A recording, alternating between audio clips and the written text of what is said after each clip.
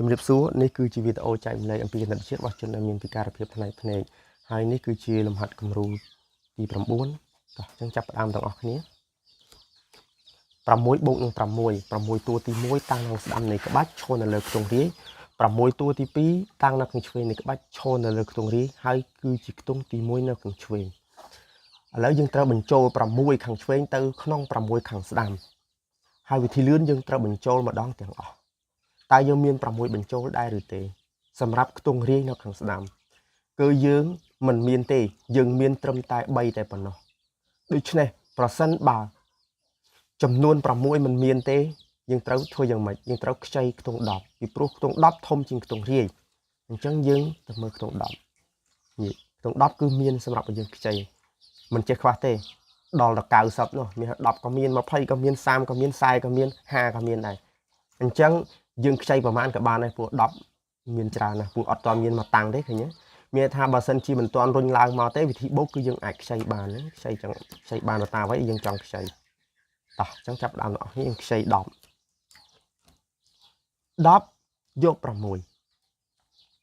10ដក6ចេញនេះអា10ហ្នឹងយើងខ្ចីគេ10ដក6ចេញពីព្រោះយើងត្រូវការតែ6ទេ10យក6នៅសល់10យកប្រែ6ទេ10យក6នៅសល់4អញ្ចឹង4យើងត្រូវសងគេវិញchứយើងមាន4ទម្លាក់ទេមាននេះ5នេះយើងមានដល់តែ5នោះអញ្ចឹងយើងត្រូវតែរុញ5ចេញ5យកមិញយើងយកប៉ុន្មានគឺយក4 5យក4នៅសល់1យើងត្រូវតែយកពីគេមកវិញពីព្រោះយើងឲ្យគេតែ4ទេយើងរុញឡើង1វិញអញ្ចឹងយើងលុបខាងឆ្វេងចោល6តោះឃើញប្រហែលគឺឃើញ12តទៀតគឺ6បូកនឹង7 6តួទី1តាំងនឹងស្ដាំនៃក្បាច់ឈរនៅលើខ្ទង់រាយចំណែក7តាំងនឹងឆ្វេងនៃក្បាច់ឈរនៅលើខ្ទង់រាយយើងត្រូវបញ្ចូល7ទៅក្នុង6នឹងឯង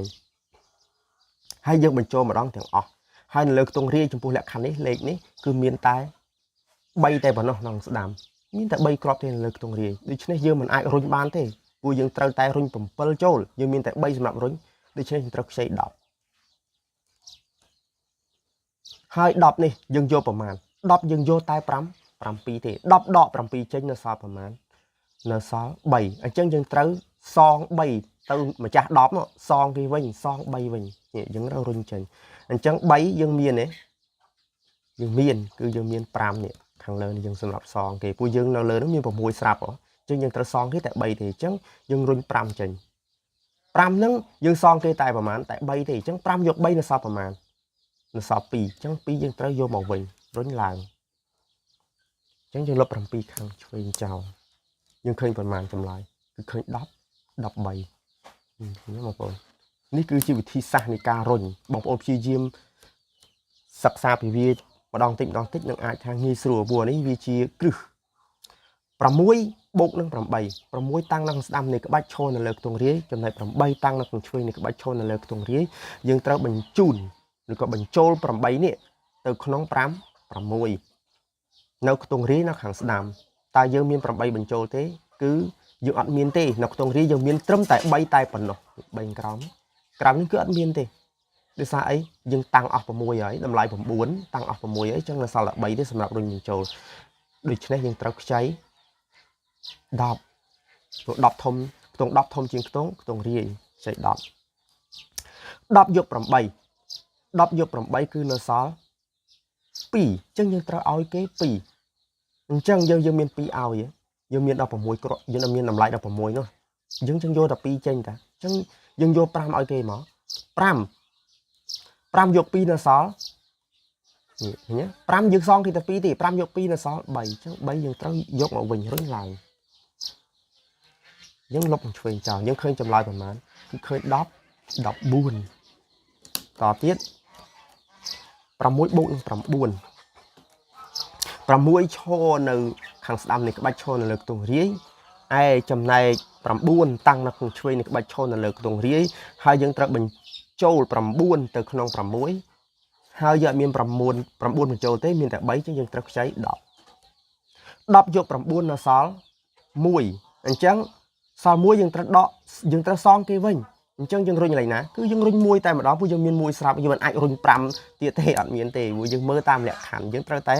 រុញមួយចុះតែម្ដងពួកយើងមានមួយស្រាប់យើងទៅបាច់ប៉ះពាល់5ទេអញ្ចឹងគឺឃើញប៉ុន្មាន